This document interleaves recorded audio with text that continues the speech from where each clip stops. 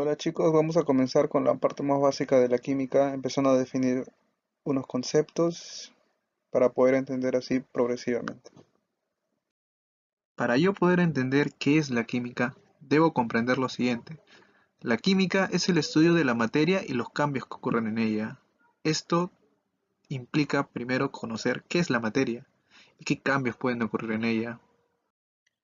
Materia es cualquier cosa que tenga masa y ocupe un lugar en el espacio, o sea, que tenga volumen, ya sea las rocas, el hielo, las nubes, un vaso, nosotros mismos, hasta la cosa más diminuta que no podemos ver, tiene masa y ocupa su respectivo lugar en el espacio. También implica los cambios. ¿Qué cambios puede ocurrir en la materia? Como cambios físicos, donde no se altera la composición de la materia, como por ejemplo los tres estados de la materia. Al pasar de sólido a líquido y de líquido a gas, la composición seguirá siendo la misma. También, al cortar un papel, romper una piedra. En cambios químicos se da el cambio de la composición de la materia, como por ejemplo la oxidación de los metales o la combustión del papel. Vamos a clasificar a la materia en mezclas y sustancias y vamos a entender las diferencias entre estas.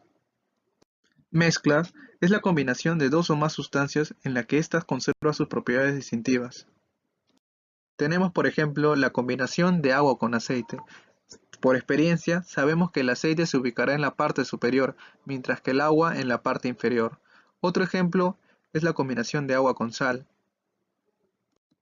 La diferencia de estos dos ejemplos es que en uno podemos ver los componentes y en la otra no. Sustancias. Sustancia es la materia que tiene composición definida, o sea que es constante, y propiedades distintivas. Tenemos por ejemplo al cloruro de sodio o sal, al agua, al aceite. Para nosotros poder separar las mezclas se utilizan métodos físicos. Por ejemplo, si nosotros tenemos agua con sal y queremos separar, deberíamos usar evaporación. Consiste en evaporar todo el agua y así quedará la sal en la parte inferior. A su vez, las mezclas pueden separarse en mezclas homogéneas y mezclas heterogéneas. Las mezclas homogéneas son las que tienen composición uniforme. Un ejemplo sería el agua con sal. Nosotros no podemos diferenciar entre el agua y la sal. En las mezclas heterogéneas la composición no es uniforme, como por ejemplo el agua con aceite. Nosotros podemos diferenciar entre el agua y el aceite. Los compuestos son sustancias formadas por átomos de dos o más elementos unidos químicamente en proporciones fijas. Como ejemplo tenemos a la molécula de agua. Como nos podemos dar cuenta, tiene dos moléculas de hidrógeno y una de oxígeno. Los elementos son sustancias que no se pueden separar en otras más sencillas por métodos químicos, como por ejemplo el elemento hidrógeno. En sí vendrían a ser todos los elementos que están en la tabla periódica. Para poder obtener elementos necesitamos descomponer los compuestos por métodos químicos, como por ejemplo tenemos en el caso la electrólisis, el cual consiste en la descomposición de una sustancia química por acción de la corriente eléctrica continua. Es así que nosotros podemos descomponer la molécula de agua tanto en hidrógeno como en oxígeno. Una forma sencilla de saber si la materia es mezcla o sustancia es con el siguiente diagrama. Si se puede separar por un proceso físico la materia, va a ser una mezcla. Si no, será una sustancia. Si esta mezcla es totalmente uniforme, va a ser una mezcla homogénea. En caso no lo sea, será una mezcla heterogénea. Si la sustancia la podemos separar por un proceso químico, va a ser un compuesto.